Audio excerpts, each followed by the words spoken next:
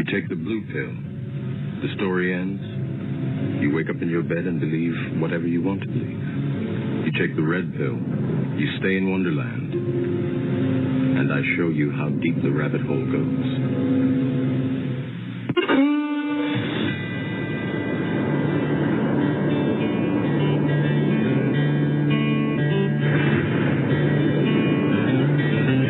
A mighty nation, blessed above all of creation. It was a rare and precious pearl,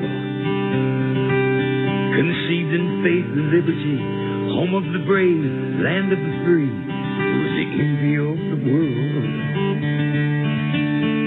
But this shining city on a hill has turned from the Creator's will and let evil take control. Now the reckless men who lead them want to strip away their freedom and to steal their very soul. Now it's smoke and mirrors, switching bait, criticize and confiscate and let the guilty walk away. In this once righteous, godly nation, in the halls of education, they forbid a child to pray. They say we need to spread the wealth. They pretend to guard the health of the feeble and the poor, while the hand they hold behind their back confuses and conceals the fact that the wolf is at the door. There's an unseen hand. I'm really looking forward to a great program today because we're going to be talking about something important to everyone, and that is the destruction of our planet. At least that's what they say. But the reality is something quite different than what's been advertised by the lamestream media.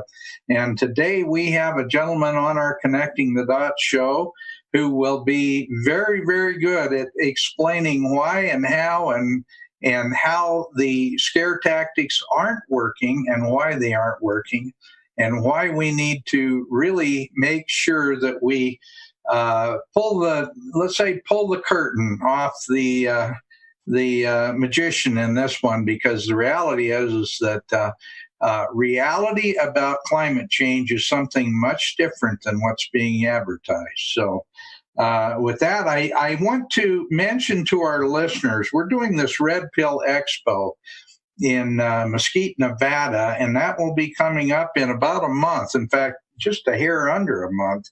And we are right now in the process of selling a bunch of tickets for that event. And so we want to make sure that our listeners who are living around the United States that know of Patriot meetings that are going on in Arizona, Nevada, Utah, Montana, Idaho, Wyoming, Colorado, and California. Some of those Patriot meetings and events, we would like to be put in contact with their organizers so that we can help to promote their events, and we can also help to promote on their events our Red Pill Expo. We've got a terrific lineup for this event. It's going to be in Mesquite, Nevada. It's incredibly affordable. You can see from the list of speakers that we have lined up for this event, we've got literally some of the best speakers in the world coming to talk about the issues that are important to America. We're going to be talking about 5G. We're going to be talking about climate change. We're going to be talking about Agenda 21, technocracy, the Second Amendment, psychotropic drugs, how the education system is perverting the truth and, let's say, diseducating our youth, how property rights in this country have been under attack for the last 50, 60 years in a big way, and especially in the last 20 years under UN Agenda 21. So we're going to be talking about a lot of subjects that are very, very important to people. If you've not been to one of our Red Pill expos before, you really need to think about joining us for the first time, because these are events that are world-class events with world-class speakers on subjects that are going to be absolutely the most important subjects we could possibly cover for the next 50 years. And we do slightly different events with different speakers every time, but we always strive to get the very best of the very best to be our speakers at these events. So if you happen to be involved in a patriot movement in one of the Western states, and you would like to share the information on how we can contact them, and we can work with your group to help advertise your group as well as advertising our Red Pill Expo, please send that to our chat line, and we will act on that very, very quickly. So with that, thank you. I want to check and see if Tim Ball is online yet. Is Tim online? Right now, it doesn't appear that he's dialed into the room yet. So, okay. Well, I'm going to tell people a little bit about our subject today, because it's near and dear to my heart.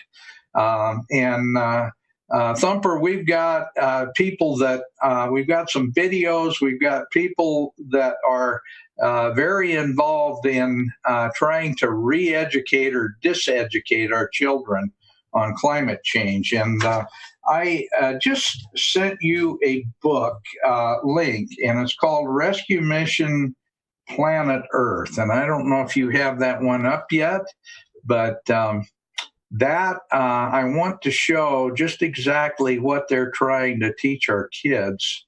And this is a book that I picked up years ago, and I bought it used, and it was a book that had been sent out to the Violet Lane Infants School, and this was in England, and I got this book used. So, and at the very beginning, it talks about how we need to save the Earth, and it's published by the UN. It's actually almost a knockoff on UN Agenda 21 on the white paper that they wrote on the so-called sustainability movement, and but it was written for kids, and it is published by the UN. It was first published on Earth Day, 1994, and incidentally, those of us who know about Earth Day know that that happens to be the celebration of communism. But in any case, it has forewords in it by Mikhail Gorbachev and by Al Gore, and I will read both of those. Mikhail Gorbachev, the quote in here from him is, "The greatest challenge of both our time and the next century is to save the planet from destruction. It will require changing the very foundations of modern civilization, the relationship of humans to nature." And I'm sure all of us recognize that Mikhail Gorbachev was the last great communist leader of the Soviet Union. And he was a devout communist. He still is a devout communist, but he's been put in charge of the rescue mission Planet Earth, and he happens to be the founder and the leader of Green Cross, the most, let's say, signature environmental group in the world. So people need to understand that environmentalism and communism have very, very close roots. The next quote I've got here is from Al Gore Jr., and this is a quote as well. "As chairman of the Space Subcommittee in the Senate, I strongly urge the establishment of a mission to Planet Earth, a worldwide monitoring system staffed by children, designed to rescue the global environment," unquote. And that's Al Gore Jr. He is promoting education for young people that really force them to learn the sustainability garbage that's being put out by the communists. And really what the profound implications are is that we need to destroy capitalist and free market society and replace that with a society that is ruled by communism, ruled by an oligarchy that control. It's called a command control society, that all means of production are controlled by the state. That's communism. It's also, it's been called Nazism. It's been called a number of different things, but the reality is it's all about control of industry and control of human consumption by the state. So that's what we're going to be talking about today. And Dr. Ball had a lawsuit filed against him by Michael Mann, the guy that designed the hockey stick that Al Gore used in his Inconvenient Truth movie that he happened to get a Nobel Prize for. And Michael Mann used this hockey stick to show that we have never had as warm a climate as we have today in any of human history, and going back well into prehistoric times. That's his hypothesis, and that man is responsible for that because, according to him and his hockey stick, that heating started up about 1950 when we became heavily industrialized. So anyway, Tim, I see you're on the call now. I'm really tickled to see you here. We're just talking about Michael Mann. I want you to explain why he filed a lawsuit against you and what you said. You're going to have to unmute, Tim.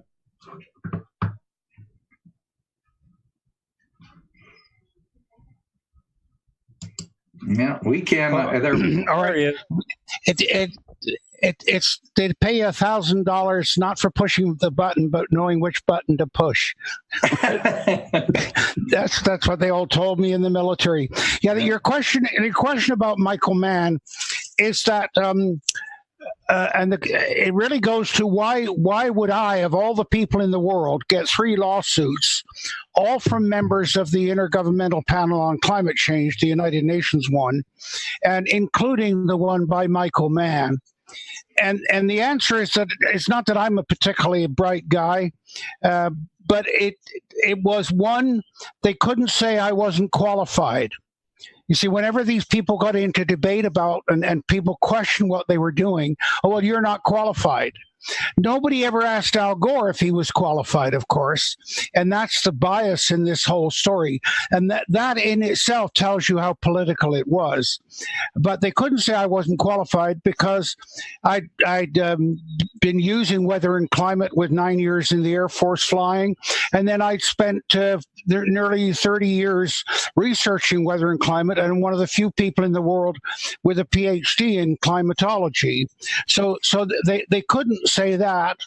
And the other problem I had that there was a threat to them was that I have a God-given ability to explain complex issues to the general public, and I honed those skills teaching a science credit for arts students for 25 years. And of course, one of the things that's going on, this particular example, but it's going on in the world generally, is that the people that understand the science know that 80% of the population haven't got a clue. In fact, you put a number on the board and most people turn away immediately. And so I was able to understand the complex science and explain it in ways the public could understand. So that made me an enormous threat. So, as I said, I ended up with 3 lawsuits. One of them, the guy withdrew his lawsuit. The second one was Andrew Weaver. And Andrew Weaver was on 4 of the Intergovernmental Panel on Climate Change committees, the UN committee. He was central because he was a computer modeler. And what people need to understand is all of these so-called predictions about global warming and all the rubbish about climate change and global warming all comes from computer models. And we can start the discussion here by telling you that every single, well, first of all, science is defined in one word: prediction. If you can't predict, you've got no science. Okay, and I can tell you that every prediction that they've made with computer models about global climate since 1990, so we're talking now about the UN models, every prediction they've made has been wrong. And of course, it's amusing that the public know how bad the weather forecasting is. And yet somehow they buy into, oh, these people telling you, well, we can't tell you 5 days from now, but we're absolutely certain about 50 years and 100 years from now. There's a complete intellectual disconnect. And so this is what's going on. It's the use of science to push a political agenda. And of course, as I said, 80% of the public are arts students. You wave a number at them, they all pass out. And so this is what's been going on. So here I come along and say, hey, I can explain that to you. Oh, hang on a minute. This guy's a threat. So that's why I ended up with 3 lawsuits. Weaver, as I said, he is the head of the Green Party here now in British Columbia, because he went from university doing computer models on climate to becoming a Green Party, in fact, the Green Party leader here in British Columbia. And so everywhere you look where they've got the Green Party being elected, it's all about a single issue. And then the other one, of course, was from Michael Mann. Now, Michael Mann, well, we've lost the screen. No, we got it. We got it. Okay. Yeah, we're showing your book, Tim, but I want our listeners to understand what an incredibly good sense of humor you have. Thank you. Tell our listeners what your statement was about Michael Mann teaching at Penn State, and that really is the impetus for him filing the lawsuit. So. Explain that. Well, what happened was that this hockey stick, which you can see here, this is Mark Stein's book on it, and he shows the blade or the handle of the hockey stick with temperature gradually decreasing, and then the sudden upturn in the 20th century. And this was Michael Mann's production, not totally his, but primarily his. And so I gave a presentation in Winnipeg, Manitoba, a public presentation. Actually, I had about 1,000 people turn out, and I explained the hockey stick, how he did it, how he cooked it, and just one quick example. This part, the handle of the hockey stick, is based on almost one tree ring, and of course, for a tree ring to be used to represent temperature is in itself false. Tree rings represent precipitation, not temperature. And then the blade of the hockey stick, this red part going up here, that's instrumental temperature measurements. All right, that comes from the government measurements of temperature. You never ever use a graph with information from 2 different sources. That in itself is completely false. But of course, it created the symbolism. And this is the thing about this graph. You didn't have to understand it for it to have an impact upon you. Humans are all about symbolism. Corporations spend millions getting the right logo. Right. So if you want to impress or get an idea across to the public without even using words, a picture, in this case, a picture's worth 1,000,000 words. Because what it shows is, oh, wow, the temperature's gradually declining and everything's, and then suddenly, oh, my God, the world's coming to an end. That was what the impression that they wanted to create with this hockey stick. But anyway, back to your question, I explained all of this in a public presentation in Winnipeg. And afterwards, I was being interviewed. And the interviewer said, well, what do you think about Michael Mann? And as you know, I've got this flippant sense of humor. And I think, by the way, that's the one thing that makes us human, is a sense of humor. If we lose that, if we use that, we're dead. And notice, by the way, that liberals have no sense of humor. You're right. All right. And so what I said to him, I says, well, Michael Mann's at Penn State, but it's more appropriate. He should be at State Penn. And within 12 hours, I had another lawsuit on my hands. It's just incredible. But there we go. And then we fought the lawsuit, and of course the judge just completely dismissed the case. And the reason the judge dismissed it, Michael Mann's trying to tell you, oh, he just dismissed it because of delay. No, he didn't. The primary reason the judge dismissed the case was because Mann produced no evidence. Right, and you can't bring a lawsuit against somebody and then refuse to present your evidence. Well, and it wasn't. Tim, go ahead. Sorry, go ahead. No, that's fine, Tim. I just want you to tell our listeners, because that was what your defense was: is that you asked Michael Mann to produce the evidence that created the hockey stick, because you knew that it didn't exist. And in fact, the hockey stick, the way it's indicated, it completely eliminates the medieval warm period. Right. A lot of data that should be part of that hockey stick. Well, it was a classic Marxist rewrite of history, because, as you know, the liberals and the left and the Marxists, that's what they do. They rewrite history, so what Mann was doing was rewriting history, but from a climatological point of view. So by creating this hockey stick graph, he eliminated a very warm period that occurred about 1,000 years ago, called the medieval warm period. And I mean, it was very warm at that time, probably close to 3 degrees warmer than today. And yet here they're telling you that, oh, this is going to be 2 degrees warmer in the next 50 years, going to be the end of the world. And of course, the graph that showed the medieval warm period was in the literature. In fact, it was in the original IPCC report, but it was a problem for them because they were out telling the world that, oh, the world's never been warmer than it is now. Remember Al Gore going around, oh, the 1990s, the warmest decade ever. And of course, my immediate response to the word ever is, the world's 4.5 billion years old. Do you really mean ever? Right? Mm-hmm. And of course, what the answer is, no, what they mean is in the government record. Well, how on earth did we survive before there was a government record? And the government record in most of the world is less than 50 years in length. There are very few weather stations that are over 100 years old.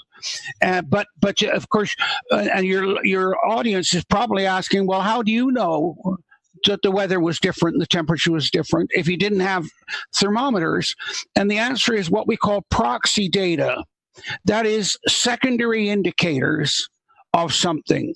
So that what my career has been about is finding proxy indicators. That is biology, or for example, plant growth, and we can predetermine what the temperature was. So we know let's say we got seeds from a plant.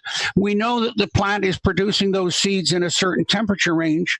Well, then it's quite reasonable to assume that if you can figure out what the plant pattern was 1,000 years ago, then it's going to be in the same temperature range as today. So you create an approximation of what the temperature was, and we can do it going back millions of years. In fact, I've seen studies done of temperature recreation for 42 million years ago from a geologic record. So it's absolutely amazing how much we can do this, but of course, the difference between the human period and the pre-human period, this is what the great debate is about, because the environmentalists are saying, in fact, some of them are now trying to create a whole new period. So you have the Pleistocene, which was the Ice Age, and you have the Eocene, all these different geologic periods. There's now a group that want to have the Anthropocene. This is the period of time that where human impact is felt. Well, the impact of humans is so small. I mean, it's just completely insignificant. Right. In fact, just to illustrate the idea, they're saying that the CO2 is increasing because of humans adding to it. If you take every human off the planet, every single one except one, and you leave her behind, and you say, look, after the humans are gone, 10 years down the road, you measure the level of CO2 in the atmosphere, she would not be able to detect any difference from the current levels. In other words, human contribution, we don't even produce a percentage of what the oceans put into the atmosphere for CO2. Right. But the reason that the CO2 is the focus, and this is the critical thing, they had a conference, the Club of Rome, which was led by socialists, particularly Maurice Strong and David Rockefeller. And they said, look, the problem for the planet are the industrialized nations. They're using up the resources at too great a rate. The world can't sustain it. And that's where the phrase sustainability came into it. And so they said, we've got to reduce the human population. Well, it's absolute rubbish. There's 7 billion people on the planet. You could put all of them onto one island off the coast of England called the Isle of Wight. Mm-hmm. You could put all of them into or probably the state of North Carolina. Now, North Carolina wouldn't like that, but that's not a crowded world. It's not an overpopulated world. But you see, that's the central theme to all of this. There are too many people using too many resources, and therefore we've got to have total government control. So what this is an agenda for a world government, socialist government. That's what it's all about.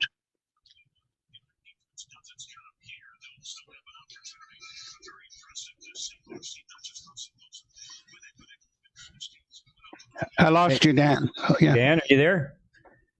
I think Dan might have frozen up.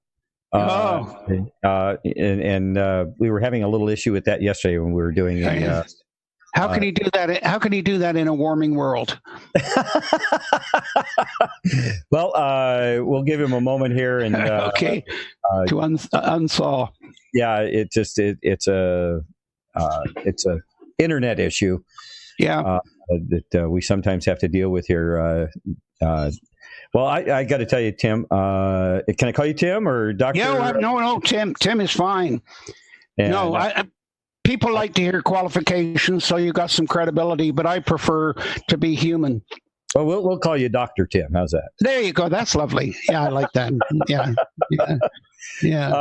Well, while we're waiting for Dan to come back in, he sent me this, and I was thinking that this is probably a little more kind of in line with what you were just saying. Hey, and Dan is back. Dan, okay. Unmute, Dan. Unmute. I'm unmuted. Okay, there you go. Yeah, I'm sorry about that. We're having a little bit of difficulty with our internet. Thumper, you and I worked on that yesterday, and apparently it is on my end. So, but anyway, again, what I was talking about was, it would be nice if it was just socialism, but they're beyond socialism with this. They want total government control, cradle to grave, but they want it in the hands of a very, very few people. And they fully intend to depopulate the world to the point where there are fewer than 1 billion people. Our listeners and everybody in the world need to understand how dead serious they are about this. Oh, absolutely. And of course, the question is, who decides which people get to stay behind? Mm-hmm. If I'm involved in it, they're the first ones I get rid of are the people that are proposing a reduction in population. Right. But it all ultimately, whenever you look at the word environment, and Hitler used it, it's all about total control, and that's why in our society we always joke about, the sky is falling, Chicken Little. And so that's what this is. So, you can say, well, the environment, you're destroying it. It's going to destroy us all.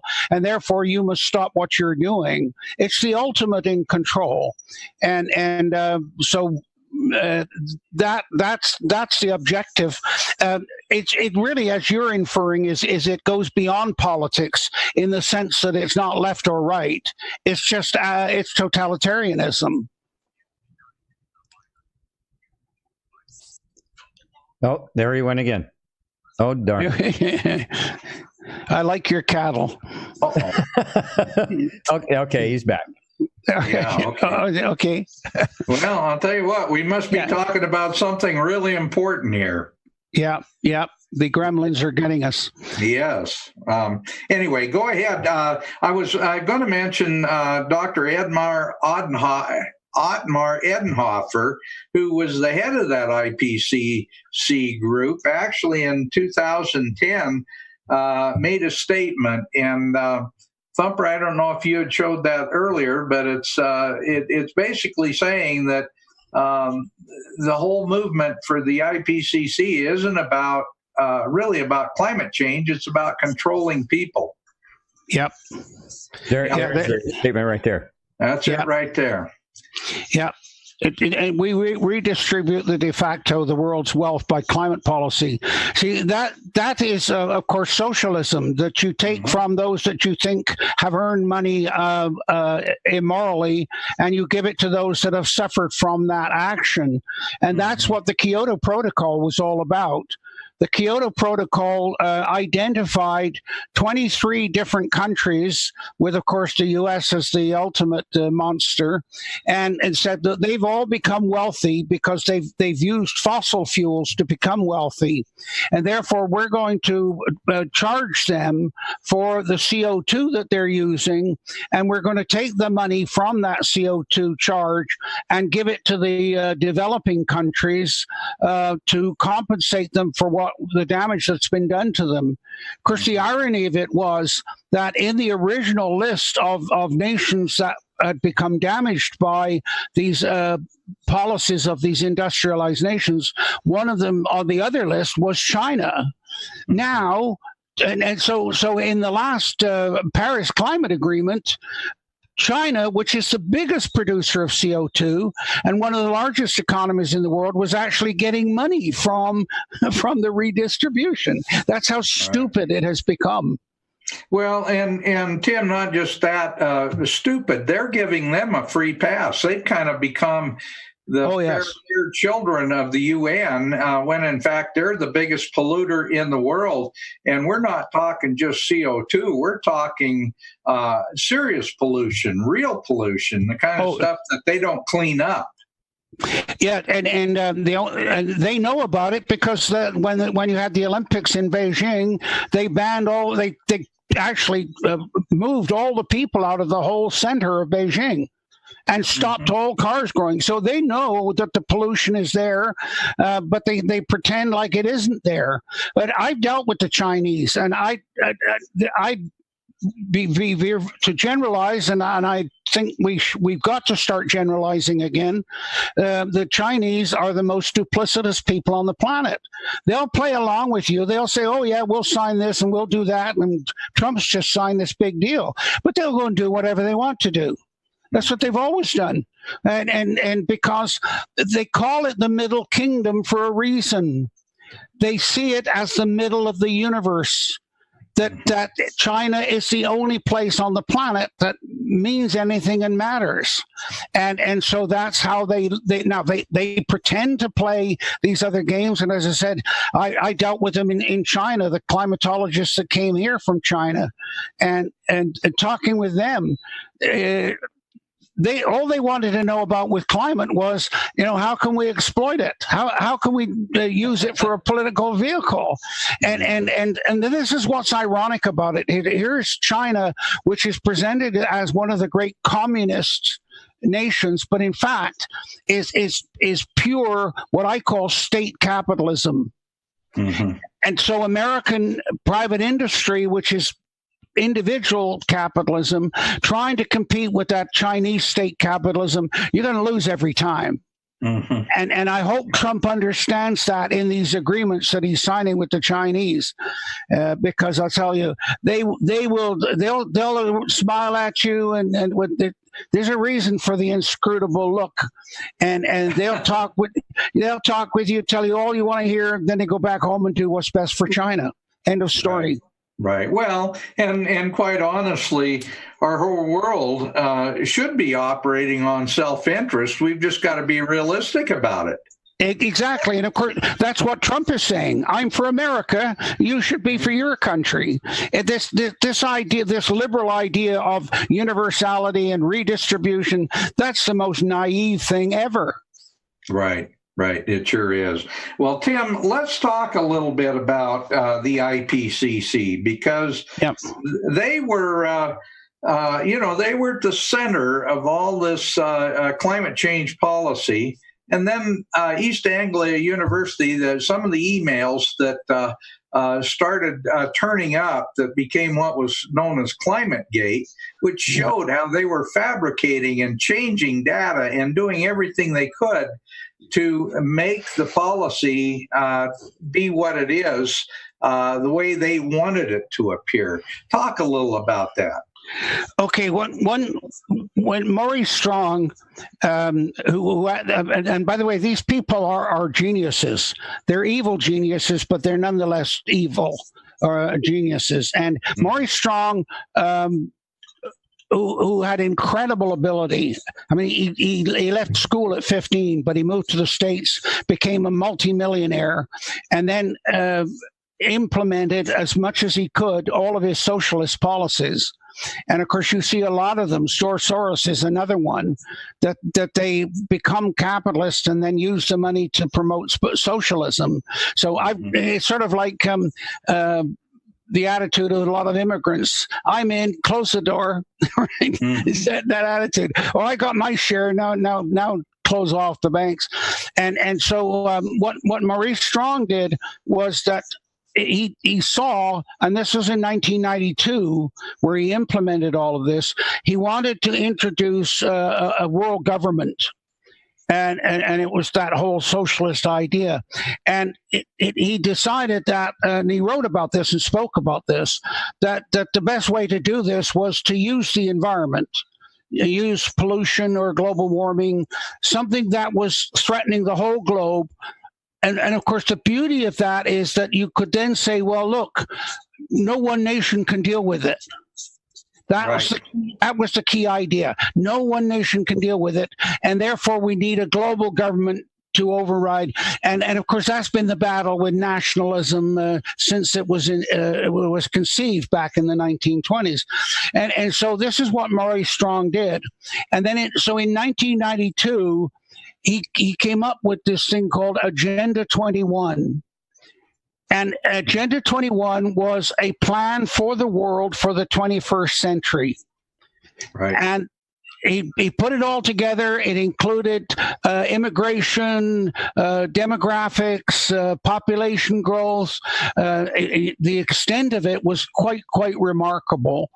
And they held the meeting in 1992 in Rio.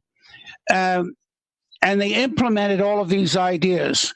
So what you need to implement an idea is you need some scientific support for it in today's world. And so what Maurice Strong did was that he set up the United Nations through the World Meteorological Organization, which is made up of all of the bureaucrats of every national weather agency in the world. So at that point, he'd taken a fake idea, and now he's brought in the deep state, the bureaucrats, to implement it and carry it forward, and that's where it is now. And as I said, he set this all up, so he set up the structure under the United Nations. And the World Meteorological Organization, and what he did was he said, okay, we can handle through Agenda 21 and the Rio meeting. That's the political side of it. But then we need to create the science that we need to support that idea. Well, if you're going to say, okay, we need to get rid of the industrialized nations, as Maurice Strong had said, and in an interview with Elaine Dewar in a book she wrote, she said to him, well, how are you going to do that? Why don't you run for politics and implement that idea that you're talking about of getting rid of the industrialized nations? And he said, probably the only honest thing he ever said in his life was, you can't do anything as a politician. Mm-hmm. That's a stunning admission. So she then said to him, well, okay, what are you going to do if you're not going to run for politics? And he said, it's very simple. I'm going to go to the United Nations where I can get all the money I want and implement all the rules I want and not be accountable to anybody. Right. And that's exactly what he did. It's exactly what he did. Yeah. And Tim, I want to mention, too, that Maurice Strong incidentally died in communist China. He had been pretty much run out of the United States and Canada because of all of his, he'd been involved in some illegal activities. And in any case, he ended up over in communist China, and he died over there. And at the time that he died, his role was as their economic and industrial advisor. Yep. But the family's got a long history. The family comes out of southern Saskatchewan. And of course, during the 30s and the Dust Bowl and the all of the hardships, you could understand why people were attracted to socialism. Because you say, hey, we need some help. And so we want the government to come in and help us. The problem is, it's like Ronald Reagan said, that the 9 worst words you can hear is, hi, I'm from the government. I'm here to help you. Right? And that's what happened. So Maurice Strong came out of that genuine idea that, things got to be done socially. The problem is that, of course, that he didn't think through the whole implications of it, because bringing the governments in is easy. Getting rid of them's another whole different problem.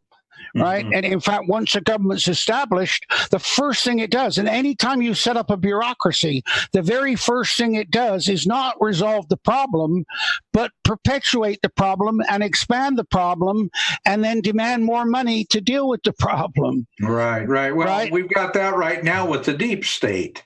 Oh, exactly. That's what it is. Yeah. And so Maurice Strong then said, okay, how can I get control of all of this? And so he set about setting up this world government through using the environment as the overarching threat, that there's no one government can deal with it, therefore you need us. And so in 1992 at the Rio Declaration, all of this was laid out in Agenda 21. Now, people say, well, Agenda 21 was never implemented. But it is being implemented. Yeah, it wasn't implemented at a macro scale. Mm-hmm. See, because one of the things people need to think about, that comment about the global village, right, and everything happening at a very low level, and that's what they've done.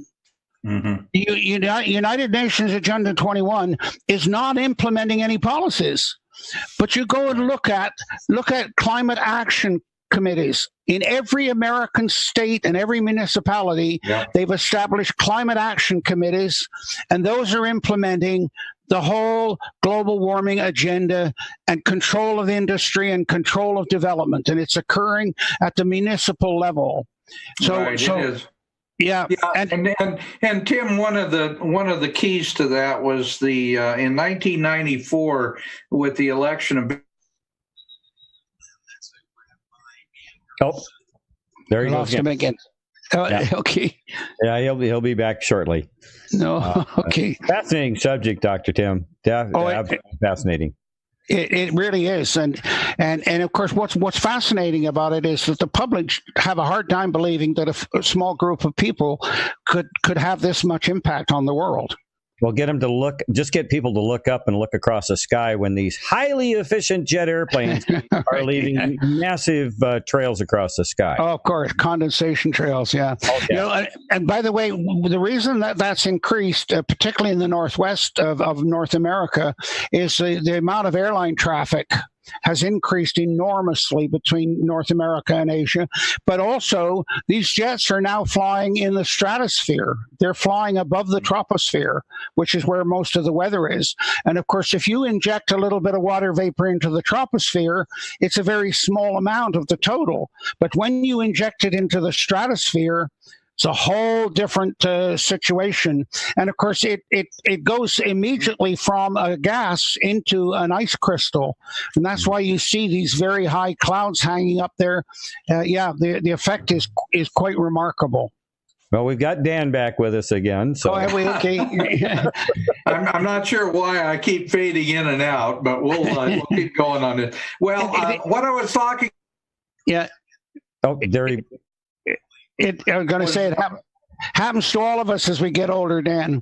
Yeah, I guess so. Fading in and out. Yeah. Go ahead. Yeah. Am I still here? Yeah. Okay. Yeah. All right. I wanted to talk about the President's Council on Sustainable Development. Bill Clinton put that into all the administrative agencies, and what he did was basically implement UN Agenda 21 throughout the cabinet agencies. Talk a little about that. Yeah, well, of course, Clinton was very instrumental in implementing all of these sort of total government control things. It was Clinton that was pushing the U.S. Senate to approve the Kyoto Protocol. And what the Senate did, and I think this is extremely important with regard to this, and I'll start with the caveat that we're all environmentalists. We all know that it's stupid to soil your own nest. But when it starts to be the environment and those limitations start to be used for political control rather than realistic environmental controls, that's where the boundary becomes very vague. And of course, Clinton was as good as anybody at masking that over. So, for example, Clinton was he agreed to the Kyoto Protocol, but because it was a treaty, and I'm going to stop at this point and say that's why Obama made the Paris Agreement an agreement, not a treaty, because he knew that if it was a treaty, the Senate would have to approve it. Right. Okay. But the Kyoto Protocol went to the U.S. Senate as a treaty. And it's absolutely marvelous to read how they dealt with it. The first thing they did was they said, look, we don't want to be voting up or down on a very large green issue. We don't want to appear not to be green.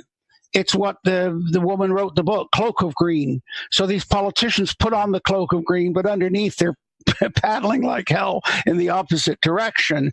And so what the senators did was they passed the Byrd-Hagel resolution. And the Byrd-Hagel resolution said, should we vote on Kyoto? Right? Very clever, typical. It's a good way of dealing with things that you don't want to confront directly on. And so you can admire them for that. Well, you go and read the debate on the Byrd-Hagel resolution, and it's all of the socioeconomic reasons of why, if we start implementing global warming reduction and all these things, what's it going to cost us and what's the benefit? In other words, a true cost-benefit analysis of implementing these policies. Well, by the time they'd finished, they said, look, it's going to cost us trillions of dollars, and it's not going to reduce global temperature by any more than 0.57 degrees Celsius by 2050. And they said, that is a lousy investment for the return. It's not worth it. And so that's why they voted 95 to nothing, by the way, on the Byrd-Hagel resolution, not to vote on the Kyoto Protocol. Well, I hope that the current U.S. Senate is going to do this. Now, of course, Obama avoided it by making it not a treaty. Therefore, it didn't have to. He could approve it on his own. Now, the first thing Trump did, and Trump knew this, and I know Trump knew this because I was on an advisory committee in Washington before Trump got elected, and they asked us what should we tell Trump to do about the climate. And we said, you get out of these agreements, they're lousy agreements, and that's your shtick is bad deals. Don't even get into the scientific argument because you'll get eaten up so fast it'll make your head spin. And that's why you see Trump never talks about the science of it because he knows it's not wise.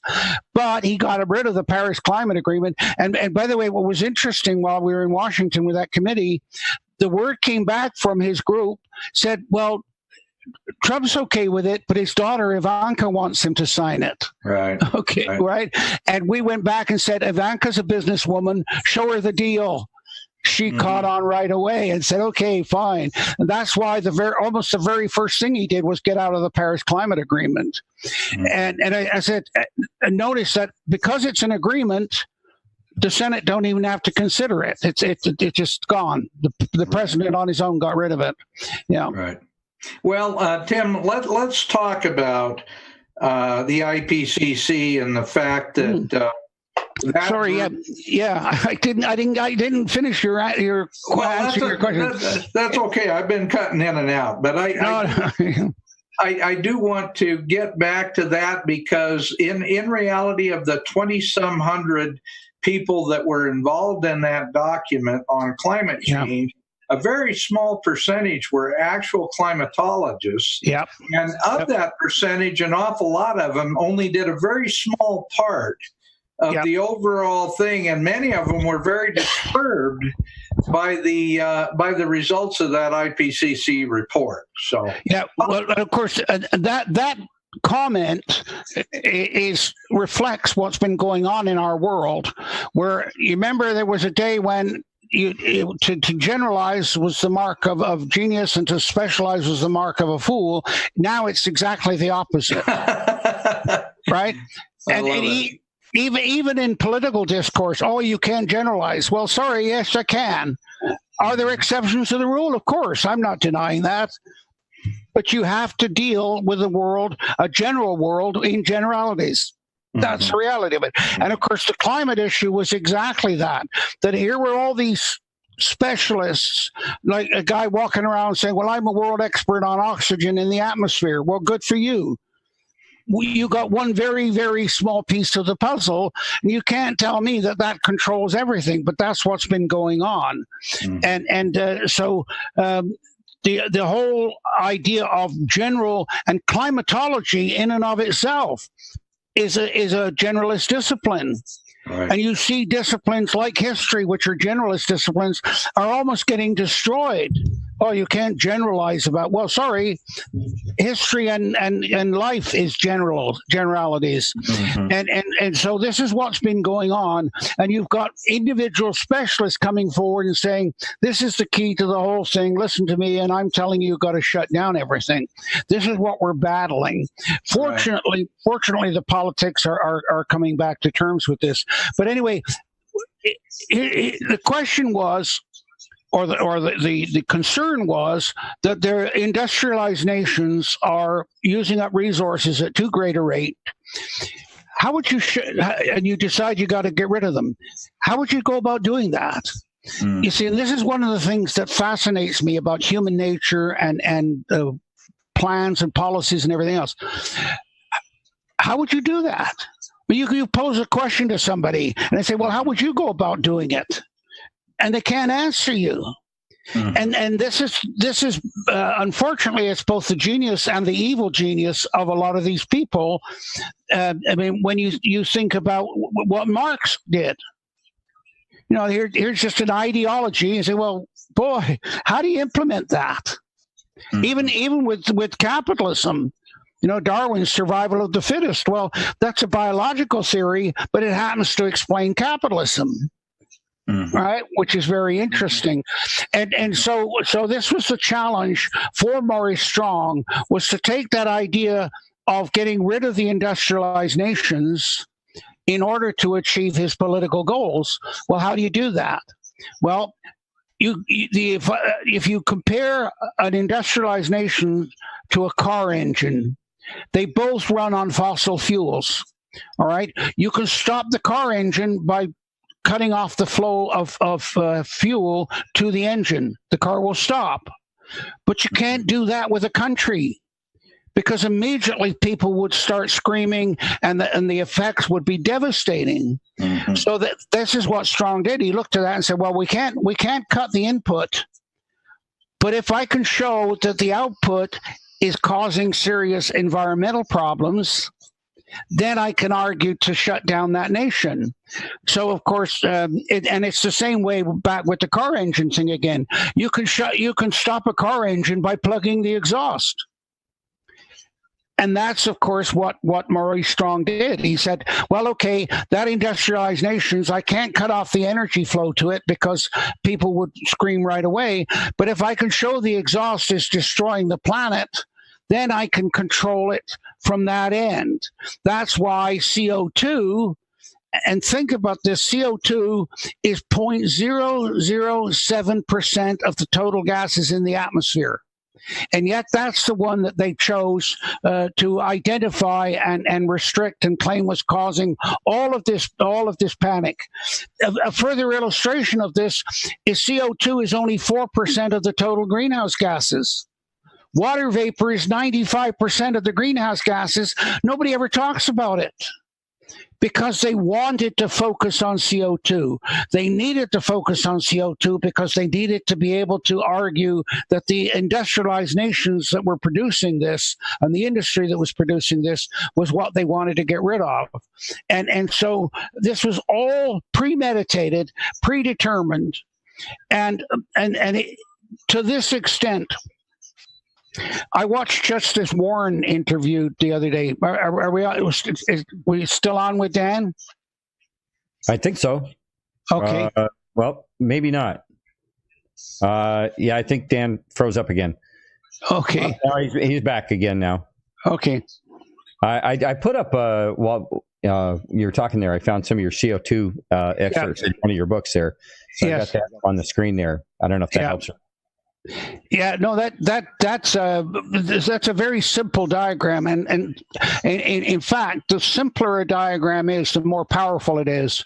And the same with statistics. The more statistics you've got to apply to something, the further you are from the truth. And so there's nothing as powerful as a simple average. So what I'm showing here is that the global temperature was increasing, and then leveled off during the instrumental record. And so if you're looking at the human instrumental record of temperature, you have to do that in the context of what's going on globally. But what they're doing is, this is the old game of climate. You can prove any trend or anything you want just by picking the period that you look at. So it's always been known that what determines what you can determine is what trend you want to show by your starting and ending point. Mm-hmm. So you can show it going up, going down, or leveling off, and so on. But I want to go back to the original idea about the Intergovernmental Panel on Climate Change. And I said I was watching Chief Justice Warren being interviewed before he passed away. And they said to him, why didn't you, because the greatest conspiracy theory on the internet today is who killed Kennedy. And you would think that all of that had been resolved. And yet there it is, still the number one. Now, the internet, of course, has become a perfect place for conspiracy theories. And so that's part of it. But why are they still questioning the Kennedy assassination? And the answer is very simple. It's because they predetermined what the commission could look at. And I was watching Chief Justice Warren being interviewed before he passed away.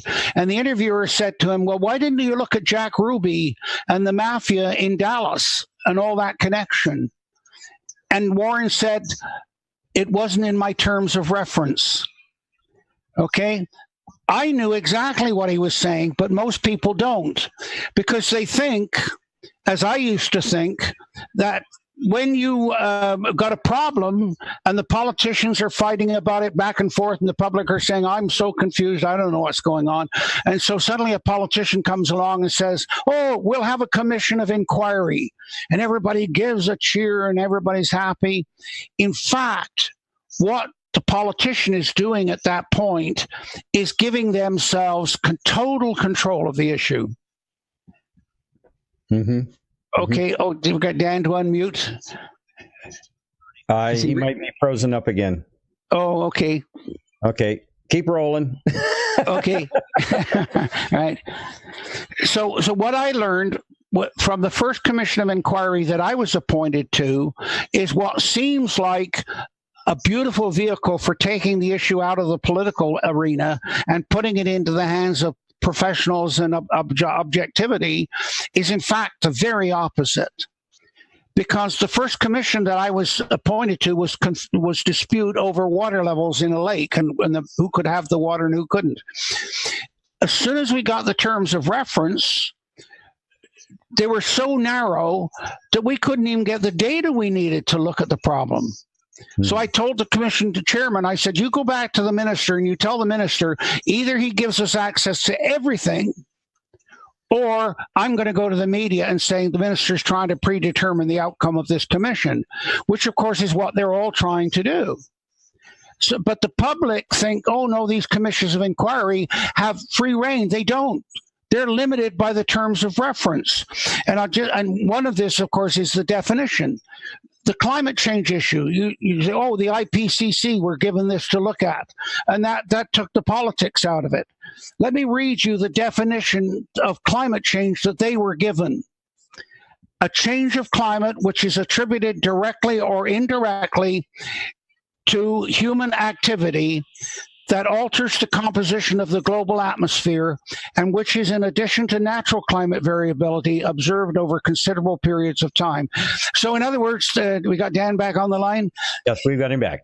Okay, so in that definition given to the IPCC, they were told to only look at human causes of climate change.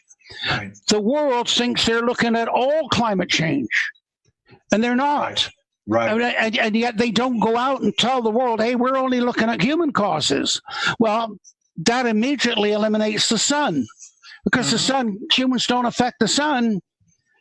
And so, yeah. So in other words, they've given you an answer based upon an almost impossibly narrow set of variables.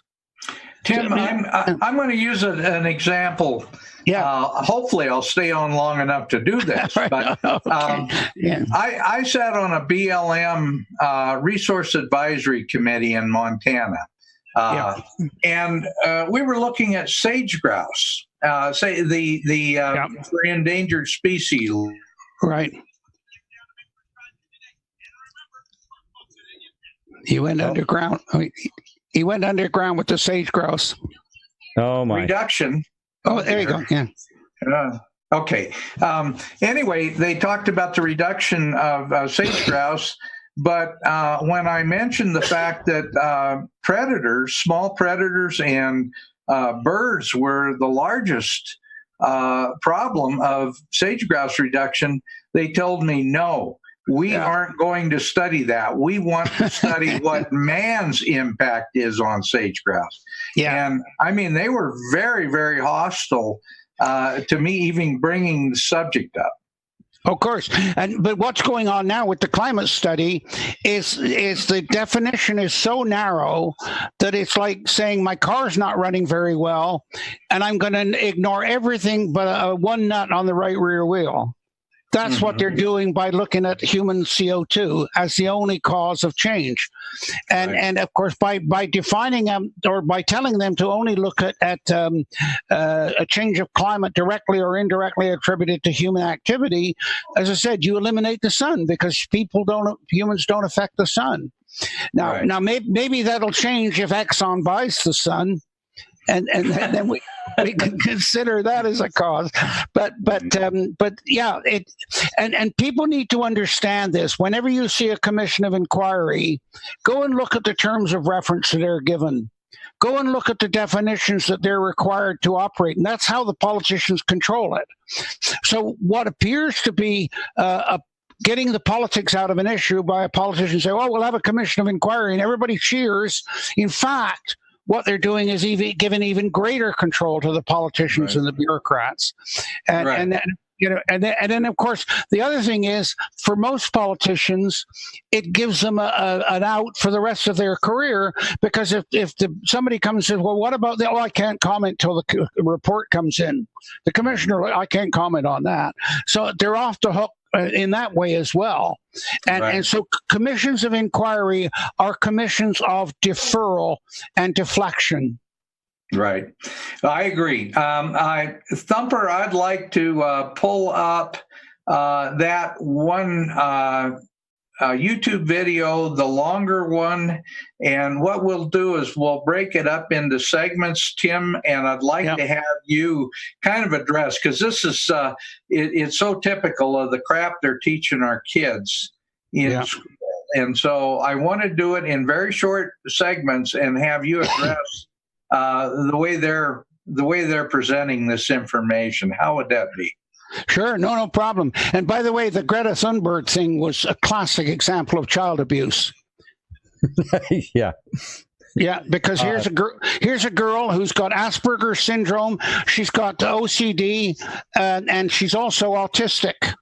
And yet they're sticking her in front of the United Nations and telling the world not to panic. Or no, she said, "I want you to panic." Yeah. No adult would be allowed to say that. Okay, now the video that Dan asked me to put up, he froze up there again for a second. Okay. Now, second thought. Okay. So what we have to do in order to satisfy copyright, not to infringe on anybody's copyright here, we can only run it for 27 seconds at a time, and we'll dive into this, and you can make comments at the points where I stop it there. All right, Dr. Okay. Tim? Yeah, no problem. Okay. Bear with me just a moment here, because I always, just to make sure I do this right, I always get my stopwatch out, and I get real technical about this. Of course.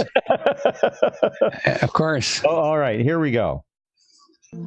Less than a year ago, in October of 2018, I released a video explaining the dire implications of the latest IPCC climate report. It detailed the magnitude of the crisis we face and just how little time we actually have to turn things around. Now, a new United Nations report has gone even further, not only reiterating the scale of the climate catastrophe we're headed towards, but also calling out human rights organizations and the UN itself for failing to act accordingly to avert the crisis. Okay, we're going to stop it there. Okay. Well, of course, what they're setting the stage for, there is a crisis. What they really should be saying is there a crisis? But they never do that. They always start out with something very definitive. And of course, one of the things is that you look at any of these reports these days, they will always provide a particular example. In other words, they prejudice the stage and the debate before it even began. And one of the things that even in the clip that they showed the fires. Well, forest fires and grass fires are a natural event. In fact, if any problem we've created, particularly in North America, is we stopped the grass fires.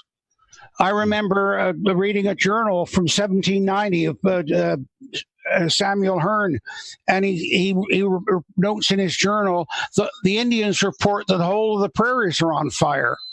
So the grass fires that swept across North America swept through the forests of North America. I mean, there was one in 1947 in British Columbia here that was so big they had to turn on the streetlights in New York at noon. So fires and grass fires, and you see it with the Amazon. Mm-hmm. They've had actually a third less forest fires than are the normal. But it became a big issue because of the politics of Bolsonaro and all the rest of it. So people need to understand what is the natural condition, what goes on without humans there, and then you can start at least attempt to try and determine whether humans are having any effect at all or not. And in terms of just energy alone, there's more energy in one thunderstorm than in 25 hydrogen bombs. So when human energy production compares to what's going on in nature, we're not even in the ball game. And I remember back when the ozone hole, or so-called ozone hole, was there. And I say so-called because there has always been a thinning of the ozone over the South Pole. And they suggested that they could produce the ozone at ground level and then pump it up and fill in the ozone hole. And then somebody pointed out that it would take every single piece of energy that humans produce in total just to produce that much ozone. So when you start putting these things into the perspective of what effect are humans having, what's the input of humans relative to the to nature, it just makes a mockery of the whole thing. It does. Okay, good. Shall we do another little segment here? Let's do another segment. Sure. In this new report, drafted by Philip Alston, the UN Special Reporter on Extreme Poverty and Human Rights, the data points towards a global-scale failure to address the root causes of climate change, and provides hard numbers for the consequences of our inaction. In this video, we're going to look at just a handful of the crises we failed to stop. We'll start with some hard truths. The poorest countries and populations on Earth will suffer the worst effects of the climate crisis. Okay, we'll stop it there. Okay. All right, Tim, I love to bring this one into the discussion because I've had Paul Dreesen as a guest, and he wrote a book called Eco-imperialism. Imperialism. Yeah. No, I'm familiar with Paul and his work, and in fact, I was very flattered when I appeared in Washington, and he was in the back of the room listening, and in fact presented me with a signed copy of his book. Yeah. Here's the truth. Those people are already at subsistence level and therefore would cope with continued subsistence level. It's the wealthy nations that would suffer the most from a decline in the economy because they wouldn't know how to cope with it. Right. Think about look, even a reduction in total energy in America. The impact on the economy, how would it adjust to that? It would be very profound. Whereas, as I said, if you're already at the base level, you know how to operate at the base level. The developed world doesn't know that. And Tim, part of the discussion there is that the people, the same. Oh, we lost Dan again. Dan, his internet is just giving him fits today. Well, let's do another 27 seconds here on this, and then when Dan comes back, he can finish up there his statement. Okay. The poor, who have contributed the least to emissions and have the least ability to cope with the fallout, will take the brunt of the punishment. The rich, on the other hand, both countries and individuals, contribute the most to global emissions and have the means to avoid almost all of the consequences. Not only are the world's biggest players responsible for the majority of emissions, they have profited tremendously from it. The poorest half of the world's population, over 3.5 billion people, are responsible for just 10% of carbon emissions. Okay, we'll stop it there, and Dan's back. Unmute. Okay, hi Dan. This, of course, is a complete non sequitur.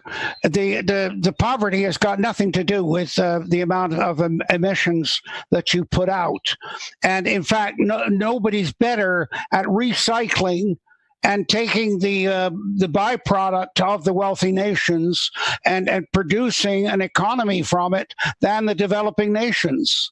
And in fact, one of the sad things that's happened recently because of the whole straw and plastic straws rubbish, what was going on was that all of the waste from North America and especially Canada was being put in ships and sent to these countries, these developing countries in Southeast Asia, like Indonesia, Malaysia, and so on. They were turning all of that material into finished products. And then suddenly they come along and say, well, we don't need the straws anymore. And those countries said there's no profit in it anymore. So the ships that were on their way from North America to Indonesia and Malaysia, for example, they just literally dumped their whole cargo into the middle of the ocean. Pacific Ocean. That's why you were able to see those pictures of all of this debris floating around in the middle of the Pacific. It was because the countries that were taking that material and reprocessing it into product just said, it's not worth it anymore, and so they dumped it over the side, but that's part of the story, never got out. The reality is that the countries that are most efficient at recycling and taking things and reusing them are the poorest countries, the ones that can't afford to pay for brand new raw material. So if they can get a byproduct, and so it's like in our country, you allow the people into the garbage dumps, and they'll turn that into product very, very quickly. We do it all the time. It's called the Pony Mall. We have we have a couple of dumpsters, and people bring all their stuff down there, and it's amazing the number of people that go through them and reuse that material. Yeah. Well, let's go ahead with another shot at this, Thumper. Okay, here we go.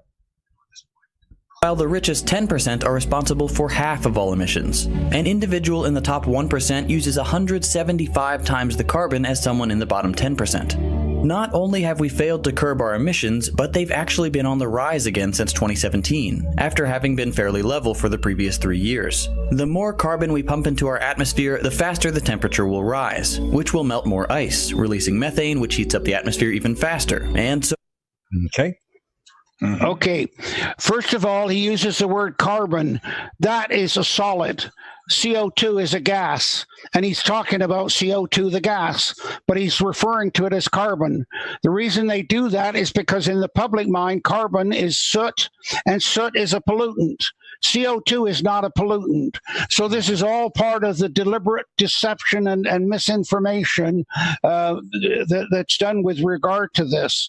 So the other thing is that the amount of carbon let me back up. The amount of CO2 that humans put into the atmosphere is, as I mentioned earlier in the program, virtually nothing compared to the total amount that the oceans and the deserts and the swamps and particularly the rainforests are putting into the atmosphere.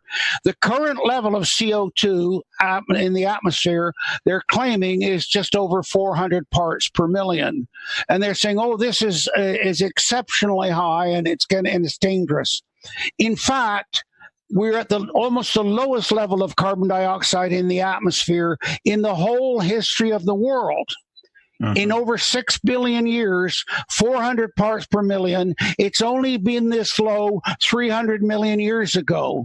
And for the last 300 million years, the level of CO2 in the atmosphere has been 1,200 parts per million. And this is why the plants increase their yields and growth if you put them in a greenhouse and pump in up to 1,200 parts per million of CO2. The plant thrives on it. Plants in today's world, the plants are essentially malnourished. And so the ideal level for plants is 1,200 parts per million. And the other interesting thing is when you look at the relationship between CO2 and temperature over geologic time, there is no relationship.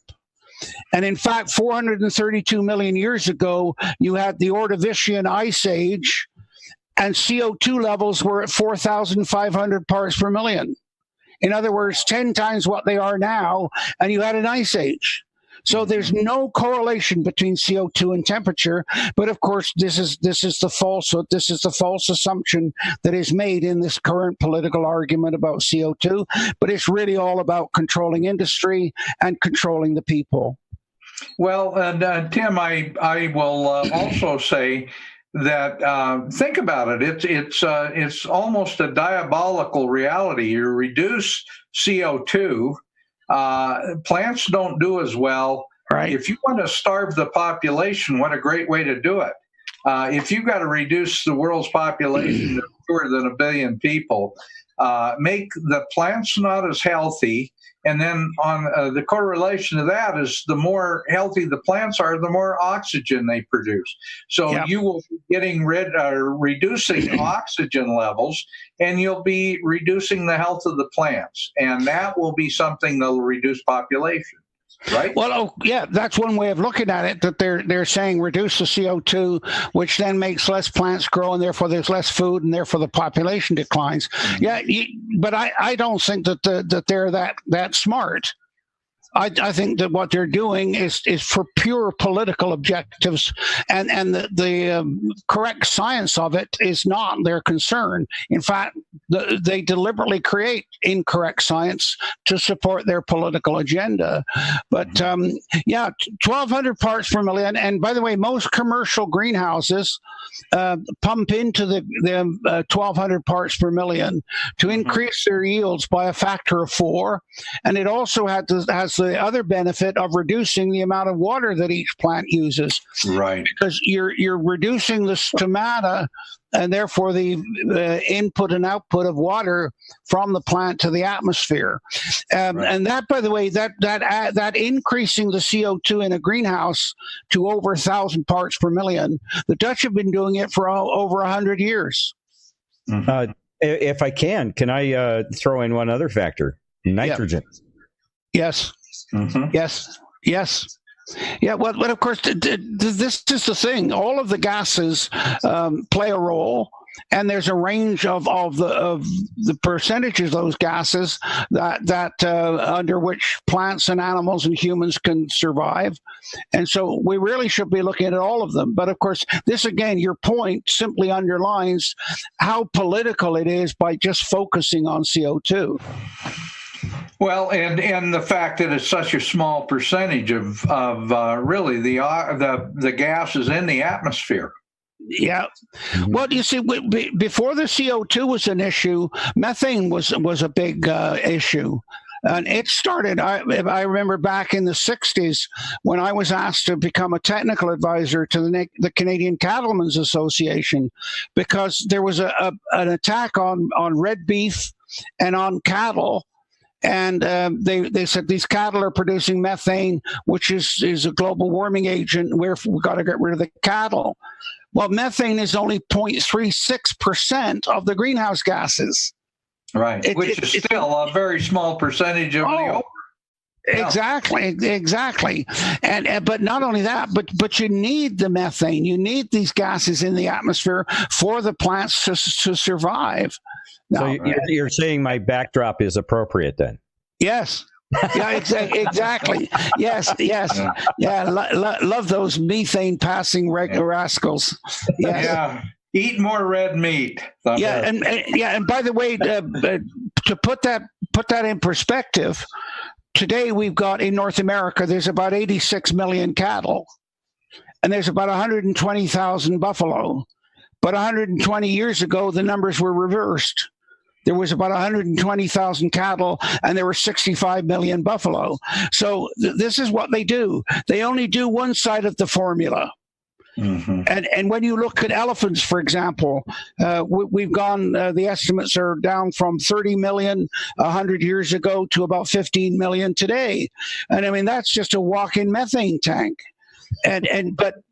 But of course, nobody talks about this. All they want to do is focus upon what humans are doing and only include the human numbers in their formula. Don't you dare go after Dumbo. Oh, okay. No. Right. Yeah. Dan, you there? Oh, I think Dan froze up again. Well, I tell you what. Let's do another 27 seconds here. Okay. On and so on until every coast in the world is underwater. The 2018 IPCC report stated that we should make it our goal to limit global temperature rise to 1.5 degrees Celsius, because even the tiny half-degree difference between 1.5 and 2 degrees would have enormous ramifications. For example, a rise of only 1.5 degrees rather than 2 degrees could mean reducing the number of people vulnerable to climate-related risks by up to 457 million. Okay. Of course, the interesting point to make at this point is these are the same people that are saying, look, we've got to stop all of this because it's reducing the population. And then next week they're saying the world's overpopulated. We got to reduce the population. I mean, there's a complete intellectual contradiction in what they're saying. and so the sea level rise is the great hoax. And here's why. Sea level, my voice is going, but sea level has risen at least 500 feet in the last 10,000 years. And the reason it did was because those ice sheets that formed during the last ice age, virtually all of them melted, and all of that meltwater went back into the oceans.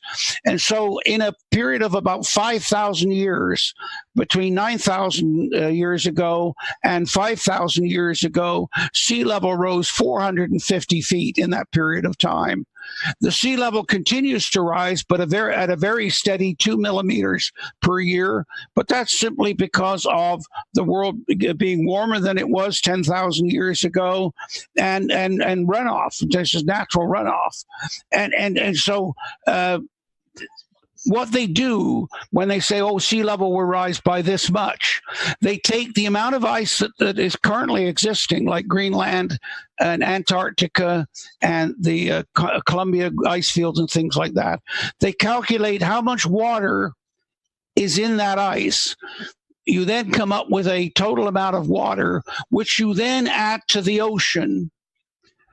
But that's not the way it works. You wouldn't just simply add that to the existing level of the ocean. And that's how they're able to show these diagrams of urban levels going underwater and everything else. When the glaciers start to melt, all sorts of other adjustments start to occur. Increased evaporation, adjustment of the land levels, which is called isostasy.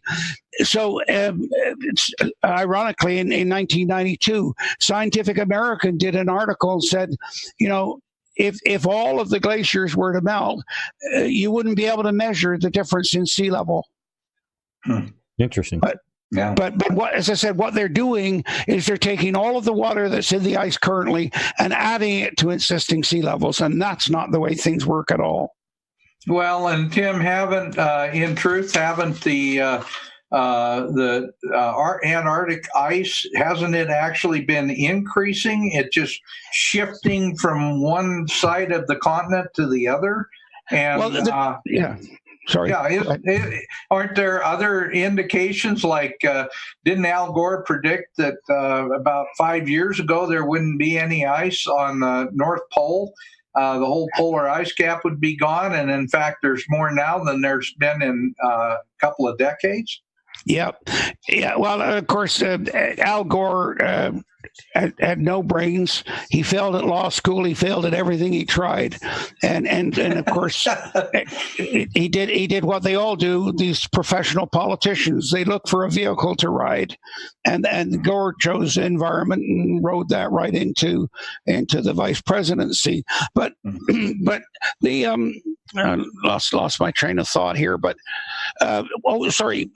When you look at a glacier, it is more about the precipitation than it is the temperature. The temperature's got to change significantly before it starts to melt a glacier in any appreciable way. But a glacier is formed by snow falling, and then you get enough layers of snow. So by the time you get about 50 meters of snow layer, 150 feet, the lower layers will form into ice. It gets compressed into ice. So the glaciers are a function of the precipitation, not the temperature. And of course, the most snowfall falls in the middle of the glacier, and that creates weight, which pushes down. And under that weight and pressure, ice becomes plastic. It starts to flow. And it flows out towards the edges of the glacier. So you've got the 3,000 or 9,000 feet in the center of Antarctica flowing, and that ice is flowing out to the edges where it pushes out into the oceans, creating these vast sheets of ice that break off and float away. That's a natural process of a glacier. Mm-hmm. Good. Okay, Thumper, let's get another shot at this. All right, here we go. 1 million fewer people exposed to the risk of sea level rise, reducing exposure to floods, droughts, and forest fires, limiting damage to ecosystems and reductions in food and livestock, cutting the number of people exposed to water scarcity by half, and up to 190 million fewer premature deaths over the century. That sounds like a reasonable, noble goal, right? Well, that ship has officially sailed. According to this most recent report, limiting temperature rise to 1.5 degrees is a pipe dream at this point. And okay, we're going to have to end it there. Okay. Tim, what do you think about how they're tying all this into fires and drought and everything else that they're trying to blame on this? Well, of course, they were saying exactly the same things, the threats to populations and food supply, back in the 70s when it was global cooling. Mm-hmm. Yep. Eric Ponte wrote a book called The Cooling, and on the cover he says, these are the disasters that are going to occur. You change one word in the quote from cooling to warming, and they're saying exactly the same thing about warming today. The reality is that with warming or cooling, there are changes that occur. And the question is whether the changes are considered from a human perspective, good or bad. See, because that's the key. That's the key here. In fact, for humans, a warmer world is a better world. A cooler world is more problematic because, of course, you reduce the food producing capacity and increase the ice areas. So cooling is a bigger threat. But warming's got its problems as well. So I call it the trend wagon. Whichever trend that it's going, that's the wagon they all jump on. And either way, it's the end of the world. Yeah, well, you're right about that. And I have to say, I like a warmer world, too. I think we need a warmer world. Well, it certainly, we would probably here in Canada have to stand by for heavy traffic with a warmer world. Mm-hmm. That's for sure. Well, what about the claims that they have that by increasing the amount of CO2, it's causing problems with forest fires and all these other fires? Let's talk about that. The reality is that humans have reduced the number of forest fires by a very large amount. And it's actually, that's the problem. It's not the increase in forest fires that's the problem. It's the decrease in forest fires. Fires are a very natural cleansing agent. And as I mentioned earlier, but the grass fires that used to sweep across North America, and you hardly get them at all anymore. And of course, the fire goes through, kills off and burns off all the dead material and puts all the chemicals back into the ground for new growth. So fires are nature's way of regenerating a plant species. We've stopped so many of them. I mean, when you look at the Amazon, and they're all excited about the fires down there, but in fact, the number of grass fires or forest fires, I say, in the Amazon has been reducing for the last 30 years. And one of the things, of course, that some of the people that are living there, they're setting the fires in order to make the area suitable for farming, but also to regenerate the forest. And in fact, in many parts of the world, I know in Canada here, we have, and in the U.S. as well, they have deliberate government-controlled burns of forests because they know without the fires going through an area, it's the end of the forest.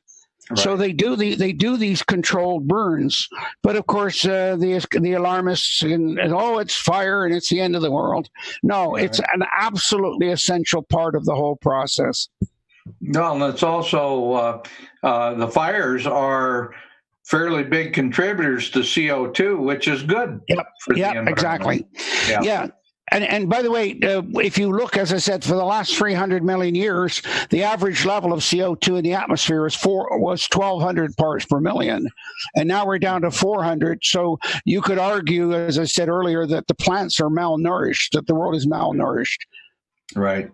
Okay, Thumper, let's try another little segment here. All right, here we go. Even if we could somehow pull it off through, quote, historically unprecedented societal transformation, we'd still see suffering the likes of which our species has never experienced. extreme droughts and famine, lost incomes and livelihoods, worse health and decreased life expectancy, 4.5 billion people subjected to heat waves, and the worst affected will be the world's poor. Those who caused the problem will be fine.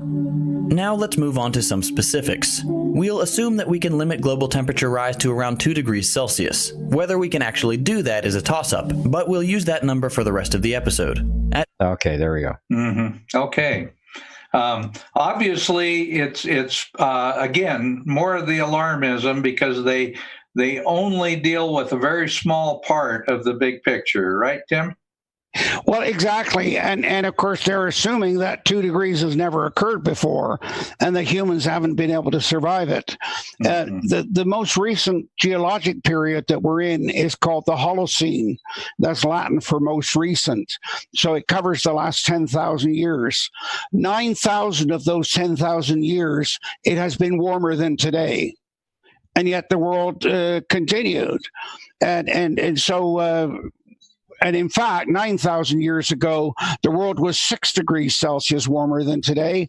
And yet here's the world today. It's very nice. Thank you very much. So this idea of 2 degree is simply a number that they threw up there that has no scientific basis. And it's one that can occur naturally very easily, so they can use this for alarmism. It's all pure, as I said, creation of alarmism by misuse of numbers. Right, and it's scary, and it's really targeted to our kids. Of course. Let's continue. We got more to cover here. All right, here we go. 2 degrees of warming, up to 400 million more people could be at risk of hunger and starvation, and up to 2 billion more people may no longer have adequate access to water. This climate could reduce global crop yields by 30% by 2080, even if we adapt to the new regional norms. Between 2030 and 2050, we should expect to see an additional 250,000 deaths per year from malnutrition, malaria, diarrhea, and heat stress. By 2050, upwards of 140 million people in sub-Saharan Africa, South Asia, and Latin America will likely be displaced from their homes. And that's not even counting the rest of the world's islands, coastal regions, and other affected areas. Developing countries are expected to... Okay, sorry about that. Okay. All right. Now, that is wonderful, because they're saying between 2030 and 2050, all these people are going to be dying because the number of plants and the plant growth will be reduced, and yet CO2 makes the plants healthier and require less water. Exactly. And NASA's already reporting what they're calling greening. Their satellite images are showing extension of the forests. We're hearing reports of a reduction of the Sahara Desert as the surrounding vegetation intrudes on the desert. And we're hearing the same thing all around the world. In the drier areas, the vegetation is expanding and growing. But it's all it starts off with, as soon as you hear the word could, people don't hear that word for some reason. And so these people that present this say, oh, no, we were just speculating. We weren't saying for certain. But the public somehow, between what they're saying and what's happening, the public see these as absolute predictions, and they're not. Right. And so what I try to teach, I taught my students, look for the conditional words. Understand the difference between a conditional threat and a real threat. And of course, if you go back and look at the number of people that have been taken off of starvation because of coal, and yet they're condemning coal. The coal has saved the lives of billions of people. Right. Right. But you give a dog a bad name, and there you go. Well, and fossil fuels have improved life worldwide to the extent that we can't even compare the lifestyles today to 100 years ago because of fossil fuels. Exactly. In fact, I like to joke about it. And I say that when Mozart was my age, he'd been dead for 40 years. You're great, Tim. Okay, let's take another shot at this. All right, here we go. Are 75 to 80% of the cost of climate change, costs that they will not be able to afford. This will render those nations far more susceptible to natural disasters, disease, crop failure, and spikes in food prices. Middle-class families, including those in developed countries, will continue to be thrust into poverty. The World Bank estimates that without immediate action, climate change could force 120 million more people into poverty by 2030. Okay. Doom and gloom. I have to tell you, anytime you bring the World Bank into anything, you know you got a problem. Well, of course, yeah. Well, that was another of Maurice Strong's creations. But here's the interesting thing.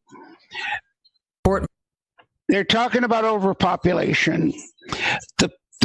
We know for certain that the best way to reduce population without doing, say, what the Chinese did, where they limited families to one child, and by the way, that didn't work for the Chinese either, right, was something called the demographic transition. Now, this is a thing that came out in the 60s, and it was first looked at in Sweden. And what it shows is that as a country develops, the population slows down and levels off. And in fact, the problem in all the developed countries in the world today is they are in such population decline that they're having to resort to more and more migration. Japan, which doesn't allow migration, has already raised the retirement age to 70 and are probably going to have to raise it to 75, and have already reduced the people that can draw pension because there isn't enough money. And so what happens is that if you allow development, the families start having fewer and fewer children. Now, the numbers are this, that for the average family of 2.7, that's adults and children, that's the average number in the world to maintain the population. If you go above that, the population will increase. If you go below that, it will decrease. Many of the developed countries of the world, including Italy and, well, in fact, all the developed countries of the world, their population ratio is down below 2. And in fact, you've got countries like Italy and Japan. Japan's got 1.3 is their population growth rate. So they're not even replacing the number of people that are dying. So you're seeing a decrease in their population. And like I say, because the Japanese won't allow any immigration, they're disappearing. Mm-hmm. And they're offset. Yeah. You could look at America, for example. They're going on and on about, the migrants and all the immigration and so on. Without the migration, the population of the states would be in decline right now, right? Because amongst North Americans, the birth rate is something like 1.6. So it's not even a replacement rate. Well, and that's the thing. They keep talking about how we need to reduce the world's population, but their ways of doing it are draconian, where if you follow just natural tendencies with demographics, it's a pretty natural transition. Well, of course, this is where humans became a problem to themselves. And it really started when, again, about the 1850s, when people started to think they could, control population numbers and everything else. And so whenever humans step in to try and solve what are natural problems, they, almost without exception, they make it worse. Yeah, they do. They do, no question. Okay, let's take another segment of this. We're covering a lot of ground. Here we go. Make sure to mention that this is likely an underestimate and that the rate will increase in coming years. Meanwhile, the richest countries and corporations watch from their strongholds, mostly immune to the coming disasters. What's worse, they continue to push misinformation to keep the money flowing, and the amount of money they're making from the world's suffering is staggering. One recent study found that climate change has worsened global inequality significantly, and that the gap in per capita income between the richest and poorest countries is a full 25% larger than it would be without climate change. There you go. Mm-hmm. It's all about the money. Oh, yeah, of course. And these evil capitalists. and the evil amongst the evil, of course, the oil companies. Yeah, the people, the fossil fuel developers, without which there would be no development. And of course, this is it. When you look at the actual full statistics, and demographics is one of the most corrupt disciplines there is, and you could create any kind of numbers and distortions you want, but the reality is that the poor people of the world have increased and benefited more than the rich. Mm-hmm. By far. And when you look at particularly what, of course, Marx was always on about, the middle class, the growth of the middle class, America is a middle class nation. Mm-hmm. And nowhere has it been more successful in achieving that improvement of quality of life and basics of life for people at all levels, but particularly for the middle class, than in America. Right, and in fact, it's the as we move more towards socialism, that's where the inequalities come in. Yeah, exactly. We start taking from producers and giving it to non-producers. Yeah, and in reality, we're destroying the goose that laid the golden egg. Yeah, absolutely. Yeah. Okay. Yeah. Let's give another shot here, Thumper. All right, here we go. But at least we have aggressive watchdog groups pushing for serious change, right? According to the report, it's not even close to enough.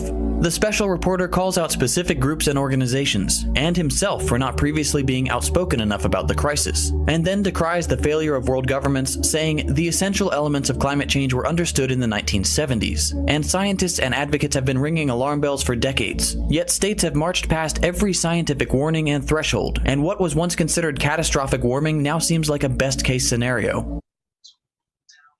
Okay. Well, it's nice to see that BBC reporter Fiona Bruce on the program, but talking heads. But you see, that's absolute nonsense. Back in the 70s, the threat was global cooling, not global warming, as they say in that statement. So, right. and as I said, if they had implemented all of the things that they were going to do to correct the global cooling, it would have made the global warming even worse.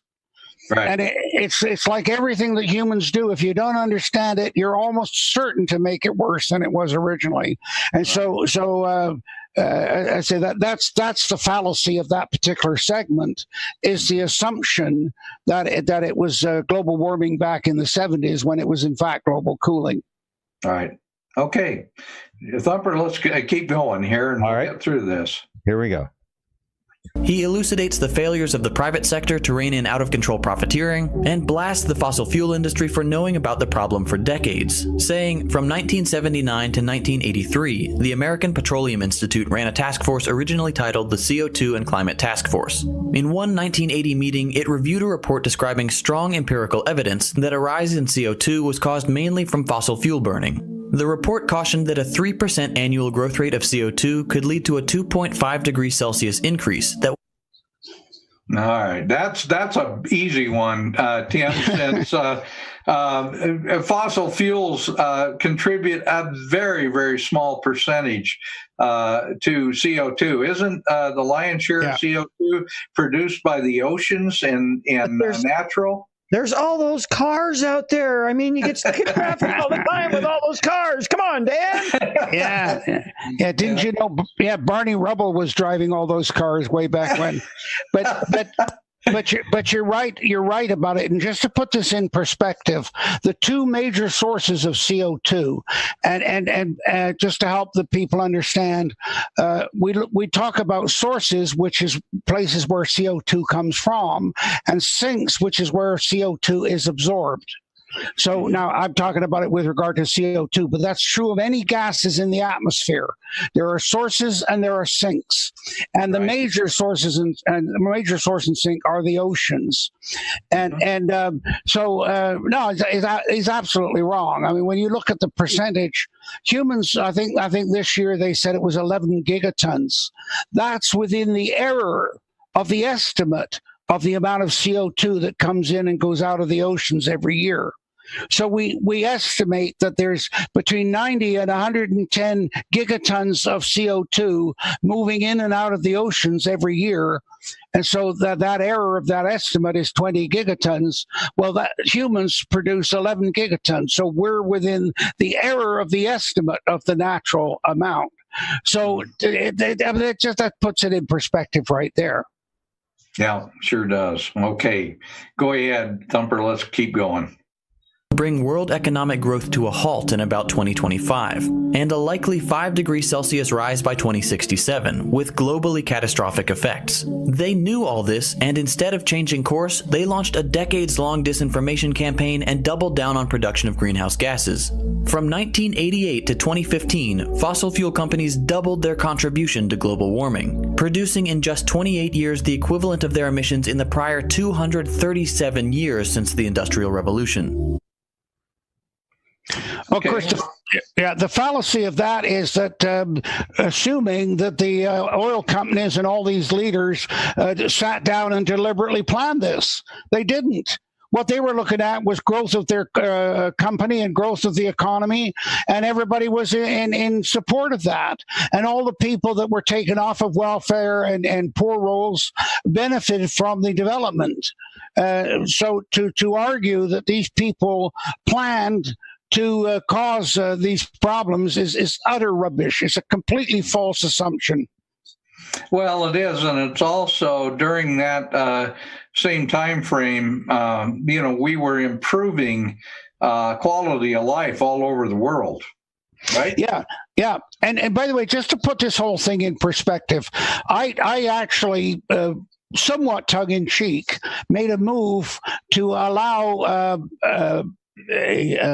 proxy votes for all the plants on any plan to reduce the CO2 in the atmosphere. Mm-hmm. So if the plants had a vote on it,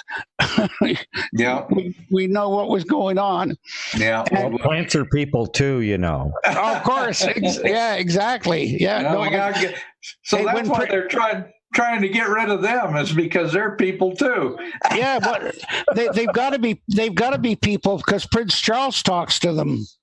There you go. Yeah, there you go. And of course, the thing is that the plants don't listen to him any more than the people do. Right. You're right about that.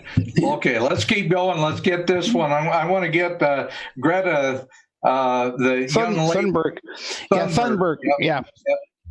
Yeah. So let's go ahead and finish this one. Finish this one up. All right. Here we go. During that time, just 100 companies produced 71% of global greenhouse gas emissions. This 2019 UN report is about as damning as it gets. It lays out what's going to happen, why it's going to happen, and who the biggest contributors are. And let's not kid ourselves. The deception from the fossil fuel industry is perhaps the gravest crime in history, and will lead to hundreds of millions of unnecessary deaths. Those companies should be destroyed, and the ones responsible tried for crimes against humanity. Okay. All we have to do is give it about 10 seconds here, and then we can continue on if you want to move this along a little faster. Okay. Well, all I'm going to say with that is everything he's talking about is the destruction of free enterprise and capitalism and bringing on communism and government control. Mm-hmm. Well, and if the thing I would ask is, or add, is that all of the investment in fossil fuels and fossil fuel development has, in fact, increased the economies of every country and increased the living standards of every single person in them. Yeah. They can say what they want, but people are living longer and in better health than in every country in the world, and that is almost all due to fossil fuel development. Yeah, absolutely. Okay, let's finish this up. Will any of that happen? Almost certainly not. This isn't a call to action. There's not much to be done. Sure, do what you can to reduce your own personal carbon footprint, but realize the criminals who have doomed so many people to this dismal future will get away scot-free. That's all. That's the video. Okay, in other words, we got to kill the capitalists, and let's get on with our one world government and our communist system. Yeah, and of course, the beauty of them arguing for socialism is that it's not like suggesting something completely new, and there can be a debate about what the impact of it would be, the pros and cons. We know that many countries in the world and many regions of the world have tried socialism, and it has failed in every single example, without exception. If you could say, well, if you could point to one country that's benefited from it, you say, okay, maybe there's an exception to the rule. But there isn't. Every single one that has tried the new green agenda and all of this, they've been complete failures. And by the way, I think they've got the picture on the screen now of Greta Thunberg. I think that is the most extreme example of child abuse. The parents and the people that put that young woman out in front of the UN should be held criminally liable. Yeah, absolutely. Well, let's play a clip of this, and we can talk about this too. All right, here we go. This is all wrong. I shouldn't be up here. I should be back in school on the other side of the ocean. Yet you all come to us young people for hope. How dare you?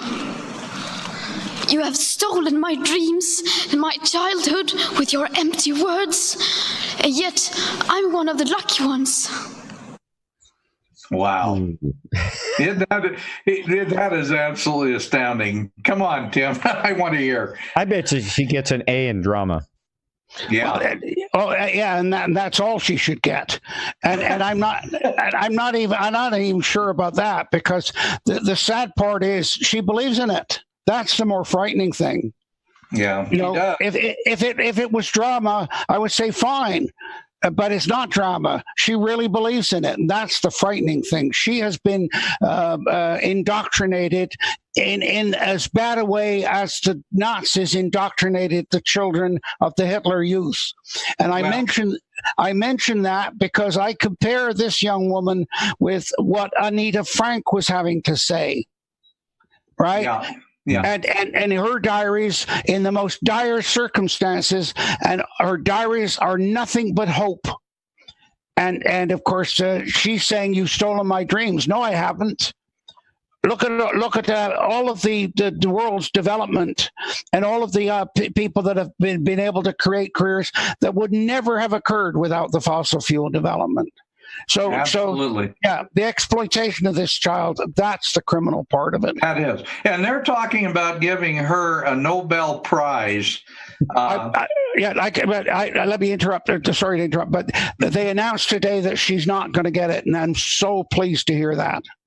Well, that would prove not only Al Gore and Barack Obama, but just virtually anybody can be eligible for a Nobel Prize. Anyway, let's go ahead and play the rest of this young lady's rant. All right, here we go. People are suffering. People are dying. Entire ecosystems are collapsing. We are in the beginning of a mass extinction, and all you can talk about is money and fairy tales of eternal economic growth. How dare you?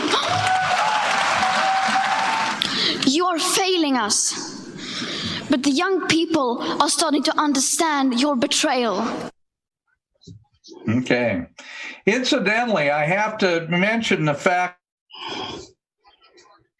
Uh-oh. We lost him.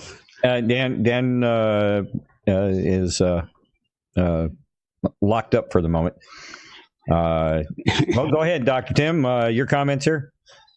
Well, I think, as I said, this is the worst case of child abuse, exploitation of a child, and she's got Asperger's syndrome, she's got obsessive compulsive disorder, and she's reading a sheet, and I'll bet you any money she never wrote that. This is exploitation of the worst kind, and at least she had the decency to say that I'm doing well. Mm-hmm. Well, every child in the world is doing better and could do a lot better if there weren't people like her and the ones supporting her trying to block the use of fossil fuels. Yeah. All right. We're just got a couple of minutes left here, so let's get through the rest of this clip here, and hopefully Dan can get back in here. The eyes of all future generations are upon you. And if you choose to fail us, I say we will never forgive you. We will not let you get away with this. Right here, right now, is where we draw the line. The world is waking up, and change is coming, whether you like it or not. Okay. We've got just a few more seconds left to this. I'm going to go ahead and play that, and then hopefully Dan is... okay, there's Dan again. We got a couple more seconds left of the clip here. We'll go ahead and do that, and then we're going to have to say goodbye because the next crew is coming on board. Thank you. All right, that takes care of that clip there. Dan, you need to unmute there. Okay, thank you. Well, first of all, I wanted to mention that Gutierrez, the guy on the very far end of that group of chairs, happens to be the head of the UN agency that's in charge of that. So, it's all promotion of global government, right, Tim? Well, it is. And after the war, the idea of globalization, of course, took hold. It had begun before the war and was put on temporary hold by the war with the League of Nations. And this idea that somehow bigger was better, and the larger the area, the better control and the better it would be for people. Luckily, the world has realized the futility of that. The collapse of the League of Nations, and now the beginning of the collapse of the UN. And also the collapse of collective groups like the European Union, which has been a complete failure.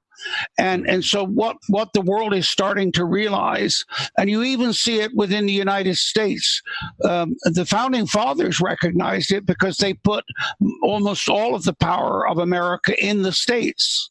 Now the states are starting to retain and recover that power. What America's gone through is an increasing move towards socialization with a growing strength of Washington. Mm-hmm. People like Trump and others are now starting to come to the realization of the damages of that. And so you see a breakdown of these large groups into their smaller regional groups. And so this is a very healthy trend for the world that I see right now. It is.